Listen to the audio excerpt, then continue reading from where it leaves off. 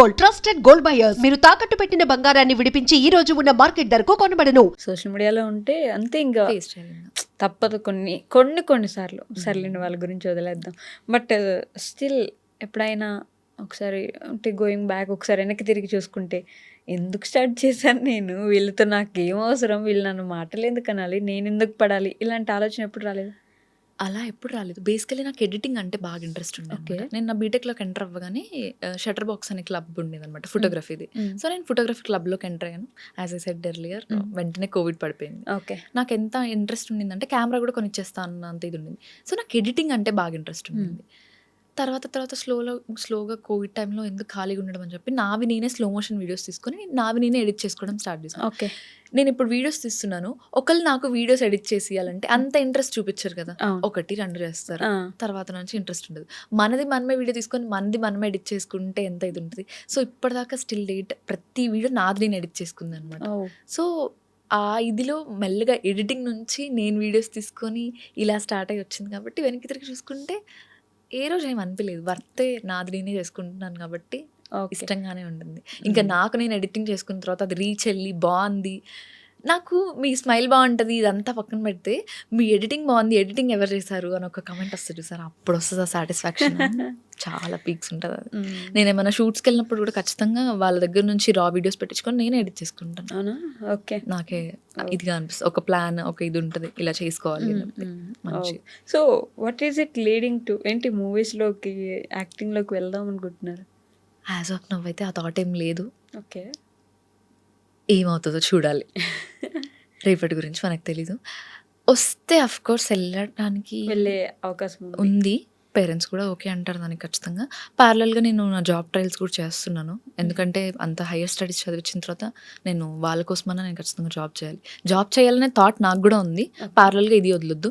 అందరికీ ఏం చెప్తానంటే నేను కంటెంట్ క్రియేషన్ని ప్రైమరీగా పెట్టుకోకండి, సెకండరీగా పెట్టుకోండి. అంటిల్ అండ్ అన్లెస్ మీరు ఫైనాన్షియల్గా ఇది వచ్చిన తర్వాత అప్పుడు మీరు దాన్ని వదిలేసి దీన్ని ప్రైమరీ చేసుకోవచ్చు. అంటిల్ దెన్ మాత్రం మీ గోల్ని మీ ఎయిమ్ని రీచ్ అయ్యేంత వరకు దిస్ ఇస్ సెకండరీ, ఖచ్చితంగా దిస్ ఇస్ సెకండరీ. సో నేను ప్రైమరీ దాని మీద ఫోకస్ చేస్తున్నాను, అది జరుగుతుంది లైఫ్లో, కాకపోతే అది చూపించుకోము అంతే మనం. ఓకే. బట్ ఇన్స్టాగ్రామ్లో ఈ మధ్యకాలంలో కొన్ని రీల్స్ చూస్తున్నా, నేను ఇన్స్టా ఇన్ఫ్లుయెన్సర్ అయ్యాక నేను ఎంత సంపాదించాను, పర్ ఏ మంత్ నేను ఎంత సంపాదిస్తున్నానని చెప్పేసి ఎలా రాస్తారంటే, ఈ 2 months ఏం లేదు, థర్డ్ మంత్ 1 లక్ష, 4th month 2 లక్షలు, 5th month మీరు చూసుంటారా? ఈ రీల్స్ చూసారు కదా? అదంతా వైరల్ అవ్వడానికి అండి. హుక్స్ అవన్నీ అంతా ఫేక్ హుక్స్. ఎవరికి వస్తున్నాయండి 1 lakh 2 lakhs? ఇన్స్టాగ్రామ్ అసలు ఇప్పటిదాకా ఏ రోజు డైరెక్ట్ మానిటైజేషన్ చేస్తే పేమెంట్ ఇవ్వదు. మనం కొలాబరేషన్స్ చేసుకుంటాం, ప్రమోషన్స్ చేసుకుంటాం, యాడ్స్ చేసుకుంటాం, యూట్యూబ్ రెవెన్యూ జనరేట్ అవుతుంది.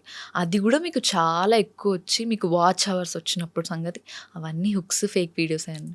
నేను నన్ను అడిగితే నేను ఫేక్ వీడియోనే అంటున్నాను. అంతేనా? అంతే. మీరు అంత సంపాదించలేదంటారా? లక్షలు అంత దాకా వెళ్ళలేదు. నాకు వచ్చిన ప్రమోషన్స్లో ఎండ్ చేసి ఉంటాను ఒక 1 lakh 2 lakhs దాకా, మొత్తం అంతా కలిపి. నేను ఎక్కువ లేను కాబట్టి ఇక్కడ. ఒకవేళ ఇండియాలో ఉండుంటే ఇంకా ఫాస్ట్గా గ్రోత్ వచ్చింది, ఇంకా మంచి కొలాబరేషన్స్ వచ్చిండేనేమో. ఇప్పుడు వస్తున్నాయండి మంచిగా, ఒక 2 months నుంచి మళ్ళీ వచ్చి కాన్సన్ట్రేషన్ చేస్తున్నాను కాబట్టి. సో ప్రమోషన్స్ చేయడంలో కూడా చూజింగ్ ఉంటుందా? అన్ని ఏది పడితే అది, ఇప్పుడు జ్యోతిష్యం చెప్పమని అడుగుతారు కొంతమంది, ఇట్లాంటి చాలా వస్తుంటాయి. వైస్గానే చూస్ చేసుకుంటాను. జ్యోతిష్యం అంటే ఇప్పుడు మనల్ని నమ్మి వెళ్తాడు, వాడు మంచోడు కాదు, బాగా చెప్తారో చెప్పరు. నేను అలా కాకుండా జెన్యూన్ పేజ్, ట్రస్టెడ్, ఒక స్కిన్ కేర్ ప్రోడక్ట్ తీసుకొచ్చిన, ఒక శారీ తీసుకొచ్చిన, ఓకే వన్స్ అది బాగుంది అంటేనే తీసుకొస్తాను. ఎందుకంటే ఇప్పటిదాకా నన్ను నమ్మి 1,00,000 మంది నన్ను ఉన్నారు. జెన్యూన్గా నడుస్తున్న పేజ్. మా మమ్మీ కూడా అదే చెప్తారు, నువ్వు జెన్యూన్గానే ఇది చెయ్యి, బాగాలేదని చెప్పు, బాగుందనే చెప్తాను. సో చూస్ చేసుకునేటప్పుడు మాత్రం 1-2 సార్లు మమ్మీతో డిస్కస్ చేసిన తర్వాతనే ప్రమోషన్ ఓకే. సో నేను ఈ 2 questions most of the people అందరినీ అడుగుతాను, మీకు కూడా అడుగుతాను. ది మోస్ట్ హ్యాపీయెస్ట్ మూమెంట్ ఏంటి మీ లైఫ్లో ఇప్పటి వరకు? ద మోస్ట్ హ్యాపీయెస్ట్ మూమెంటా? ఇప్పటిదాకా అంత హ్యాపీయెస్ట్ ఫీల్ అయింది ఏం లేదు. పేరెంట్స్ని సాటిస్ఫై చేయడం అంటాను నేను. ఓకే. నాకు వీసా వచ్చినప్పుడు అసలు అందరికి రిజెక్షన్ అవుతుంది చెప్పాను కదా. 10 daysలో కాలేజ్ రీఓపెన్ ఉంది నాకు అసలు వీసా పోద్దని ఫిక్స్ అయిపోయాము. నాతో పాటు రిలేటివ్స్లో ఉన్న ప్యారలల్గా మా కజిన్స్ ట్రై చేశారు, అందరికీ వీసా పోయింది. వెళ్ళాను, లోపలికి వెళ్ళాను, నాకు ఓకే అయింది. కానీ యాక్టింగ్ చేసుకుంటూ బయటకు వచ్చి ఏడిపిద్దాం అన్నట్టు డల్గా వచ్చాను. ఢిల్లీలో జరిగిందనమాట నాకు వీసా. మా డాడీ మా చెల్లి ఇద్దరు ఉన్నారు. ఫిక్స్ అయిపోయారు పోయింది మాకు వీసా, పోయింది డబ్బులంతా వేస్ట్ అని. ఒక్క సెకండ్ దగ్గరకు వచ్చిన తర్వాత వచ్చింది అని అంటే మా డాడీ కళ్ళలో హ్యాపీనెస్ చూసారా, దట్స్ అసలు ఎంత వెలకట్టినా అది తీసుకురాలేము. వాళ్ళని సాటిస్ఫై చేయడం is the most happiest thing అంటారు నేను. Very true. ఓకే, అలానే the most saddest moment. Saddest moment అంటే మా ఫ్యామిలీ మెంబర్స్కి అందరికి తెలిసే ఉంటుంది. మా మమ్మీకి బేసికల్లీ మా మమ్మీ వాళ్ళు ఇద్దరు సిబ్లింగ్స్, మా మెయిన్ మామయ్య ఉంటారు. మేమిద్దరమే అమ్మాయిలం కాబట్టి మాకు అబ్బాయిలు ఎవరు లేరు. మా మమ్మీకి అబ్బాయి ఉంటే బాగుండే ఫీలింగ్ అనమాట. సో మా మామయ్యకి బాగా పుట్టాడు. వాడిని మా మమ్మీ చిన్నప్పటి నుంచి తీసేసుకుంది అనమాట. ఒక 2 years బ్యాక్ చనిపోయాడు. That's most saddest part. నా డిప్రెషన్ ఇంత వర్స్ అవ్వడానికి రీజన్ కూడా అదే అనమాట. నేను ఇమీడియట్గా నాకు కాలేజ్ పర్మిషన్ ఇవ్వలేదు. నేను 3rd day 5th day రిచువల్స్కి కూడా లేనమాట. నేను ఇమీడియట్గా యూఎస్ వెళ్ళిపోయాను. అదే ఇంకా ఎక్కువ ఇచ్చేసింది అనుకున్నా. దట్స్ మోస్ట్ సాడెస్ట్ పార్ట్ అని అసలు ఇప్పటికీ తలుచుకుంటే చాలా ఇది అవుతుంది. చిన్న బాబు 18 years. ఓకే, 18 years వాడిని పెంచి పెద్ద చేసి చేతులారా ఇది పోగొట్టుకున్నాము. ఓకే, హెల్త్ బాగాలేక వెళ్ళిపోయాడా? సూసైడ్ చేసుకున్నాడు. దట్స్ వేరే స్టోరీ. అసలు వాడు చేసుకోవాలని చేసుకోలేదు.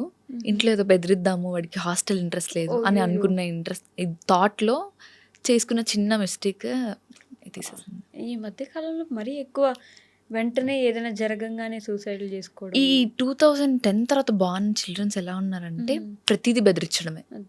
బెదిరించి చేసేసుకోవాలి, తెచ్చేసుకోవాలి. నాకు ఫోన్ కావాలా, నాకు కావాలి, లేదా నేను చచ్చిపోతాను. అసలు అంత ఈజీగా ఎలా చచ్చిపోతారు? అంత ధైర్యం ఎక్కడి నుంచి వస్తుంది చనిపోవడానికి? అసలు అదే కదా, ఎంత ధైర్యం ఉంటే ఒక ఊపిరి ఆగిపోవాలంటే ఎంత ధైర్యం రావాలి కదా.